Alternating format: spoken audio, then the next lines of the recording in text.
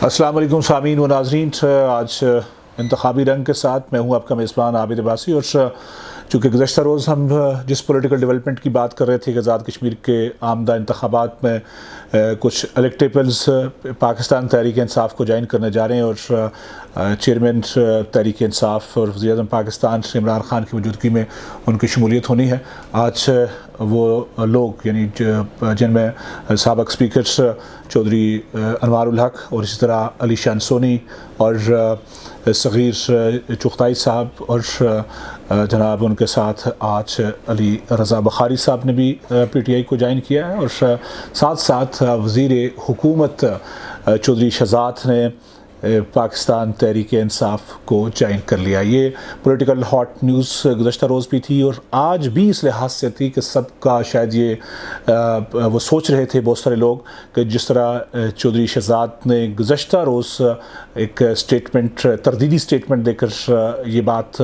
बताने की कोशिश की थी कि वो PTI को ज्वाइन नहीं कर रहे, या इसी तरह हुकूमती जो ऐवान है वहाँ से ये तरदीद आई थी कि वो PTI को ज्वाइन नहीं करेंगे। लेकिन आज सुबह उन्होंने जिस तरह इस्तीफ़ा दिया उसकी खबर भी हमने दी और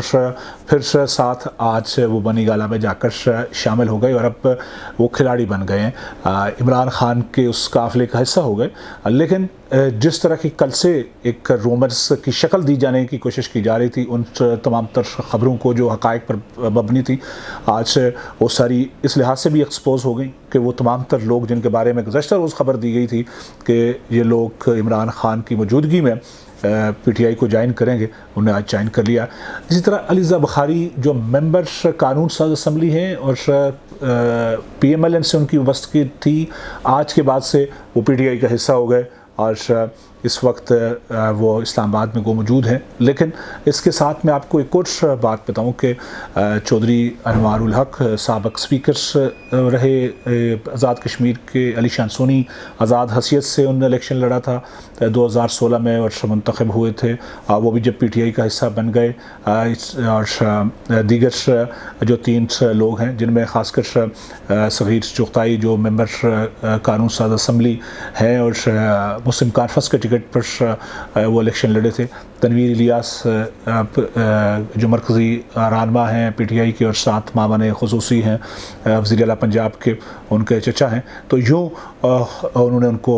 इस तरफ मूव कराया है और शामिल करा दिया है। गो मुस्लिम कॉन्फ्रेंस ने बहुत हद तक मेहनत भी की और कोशिश भी की कि वो रुकें, और मेरा ख़्याल है उन तमाम तर कोशिशें अपनी जगह, लेकिन उन पर जिस तरह का भी दबाव था वो उन्होंने PTI को ज्वाइन कर लिया। अब देखना ये है कि ये तमाम तर लोग PTI का ज़ारा हिस्सा हैं, अपने अपने हलके के अंदर जाते हैं, वहाँ से क्या रिज़ल्ट लेके आते हैं। लेकिन इसके साथ एक ख़ास बात ये हुई है, आज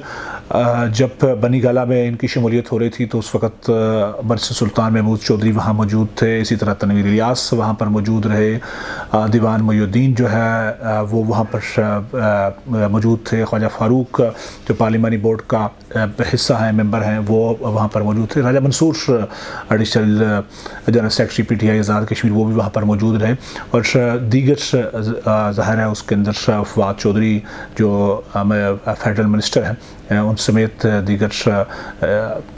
जो मरकज़ी क़यादत है जिसमें PTI के चीफ ऑर्गेनाइज़र सैफुल्लाह नियाज़ी थे, इन तमाम तर लोगों की मौजूदगी में इनकी शमूलियत हुई। लेकिन PTI के अंदर एक ख़ास बात इस वक्त इनकी शमूलियत के बाद से जो बात अब चल पड़ी है कि अब बरस सुल्तान महमूद के लिए इस कदर आसान नहीं होगा कि उन टिकटों की तकसीम के बाद ही पार्लिमानी सियासत उनके लिए आसान हो जाएगी। और चूँकि डेफिनेटली ये हैवी वेट हैं और पाँचों के पाँचों अगर देखा जाए इस वक्त इन हालात में उनमें से 4 मेंबर्स कानून साज असम्बली हैं, और जिस तरह अनवार उल हक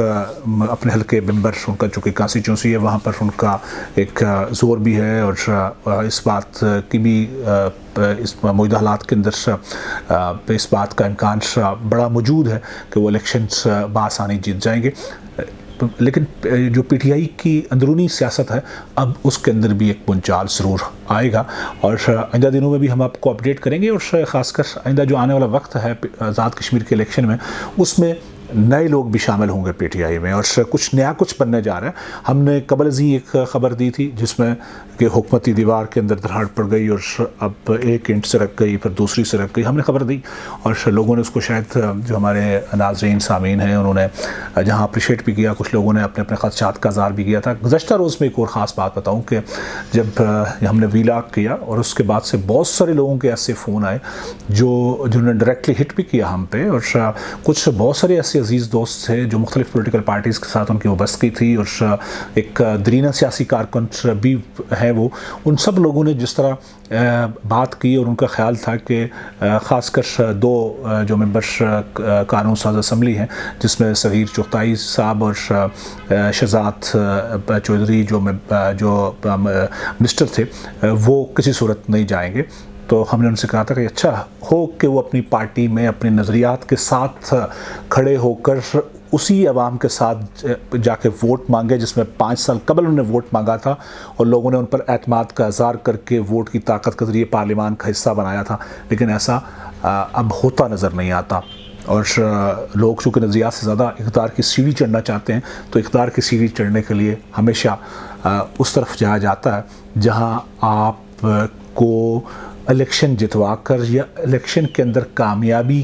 کے امکانات پیدا کر کے آپ کو اس طرف لے جایا جا سکے اور آپ حصہ بن سکیں۔ اب جب پی ٹی آئی کے لچراہٹ کے اندر 2 مضبوط کینڈیڈیٹ تھے جس میں مرزا گیلانی اور جواد گیلانی، اب ان کا کیا بنتا ہے یہ بھی دیکھنے والی بات، ان کا سیاسی فیصلہ کیا ہوگا، چونکہ پی ٹی آئی لچراہٹ سے ہی اب جب انہوں نے شامل کر دیا شہزاد چودھری کو تو ڈیفینیٹلی وہاں سے ٹکٹ انہی کا ہونا، اسی کمٹمنٹ پر وہ گئے ہیں۔ تو ہم ناظرین آپ کے ساتھ یہ سلسلہ جاری رکھیں گے، لیکن آپ کو ساتھ یہ بھی اپڈیٹ کرتے رہیں گے کہ یہاں پر کیا ڈیولپمنٹ ہو رہی ہے، اسلام آباد میں کیا ڈیولپمنٹ ہو رہی ہے اور اس کے اثرات آزاد کشمیر کے انتخابات میں کیا پڑیں گے۔ لیکن عوام کا ووٹ، عوام کی جو پرچی ہے وہ اس قدر طاقت رکھتی ہے کہ کسی چیز کو بھی تبدیل کر سکتی ہے اور اپنے فیصلے کے ذریعے اپنے مستقبل کا جو فیصلہ ہے اس کو روشن بھی کر سکتی ہے۔ یہ تمام تر ذمہ داری اب عوام پر ہوگی کہ وہ جو آنے والا انتخاب ہے اس میں اپنے ووٹ کی اس طاقت کو کس قدر سمجھتے ہیں اور اس کا استعمال کس قدر کرتے ہیں۔ بہت شکریہ۔